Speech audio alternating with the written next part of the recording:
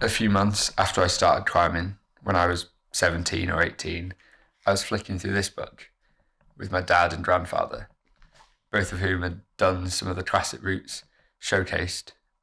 And when we turned onto an image of a guy seconding on a sea cliff, he'd cut loose with both feet off the rock and had crashing waves beneath him, my granddad said, "Ow, I think I had to solo that once," which surprised me. And he told us of the story of how he ended up in that situation.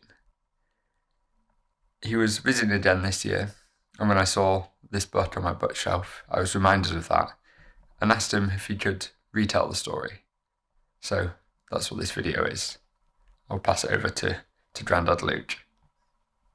Oh, Pete and I had been climbing for about 3 years, I guess. And we decided to go off one morning and climb Moonraker on Berry Head.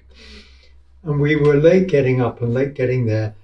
And the tide was coming in, and you have to traverse onto the belay at the bottom.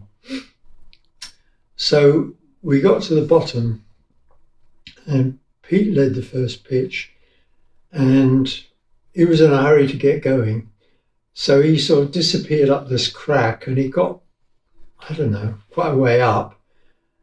And I looked at the book and I said, "Hey, you're not on Moonraker, you're on the Quaker, which is an E4 or something like that." And we set off an HVS and ended up on an E4. And the tide was coming in and it was slopping around my ankles, and I wanted to get up there. And he couldn't get any further, and he couldn't come back. So he jumped. And he didn't tell me he was going to jump. All the gear pulled out, and he landed next to me in the water, but it wasn't that deep, of course. So he broke his fibulae, the little bone on the side of your calf. We didn't know that at the time. We just knew he couldn't do anything. So I lashed him to the rock, and I set off back across the traverse, which by now was getting underwater, and climbed up, and I went to the phone and I rang the Coast Guard. And they were pretty quick, and they came zooming out because they were only around the corner in Torbay. So they came round, and they were there in about 20 minutes, half an hour, by which time we sort of managed to get just about out of the water because I climbed back along the traverse. And what was that like, the climb out and back? I don't know, because I was so pumped that I didn't really think about it. I was trying to get there before he drowned or something, or he tried to get back up Moonraker with one foot, one leg. So anyway, they got there, and they had this sort of boat that was slopping around, and they hauled him off, and he was lying in the bottom of the boat.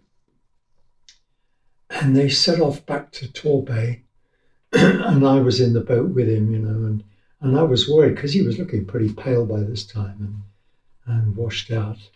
And he was in quite a bit of pain, and we didn't know, we knew something was broken, and I looked at his leg and I could tell there was a fracture, but I didn't know exactly what it was.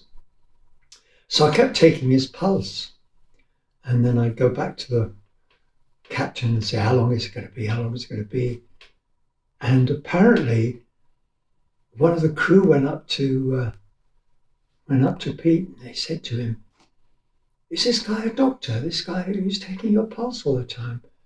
And Pete said, "Well, yes, but so am I."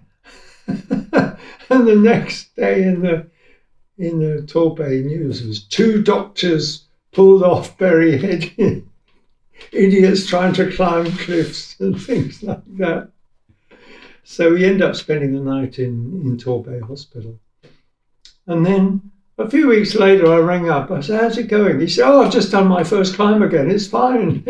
And he hasn't really stopped since. He's still climbing. He's had hip surgery and everything, but he still climbs. So. Are you guys the same age? What? Are you the same age? Or? No, he's a couple of years younger than me. But He's an old bold climber, but he's just about made it. But no, it kind of put me off cliff climbing after that. Although we did go and do Gogarth and Dream in Anglesey, but no, I prefer to stick to mountain routes because the water was bloody cold. I bet. Yeah.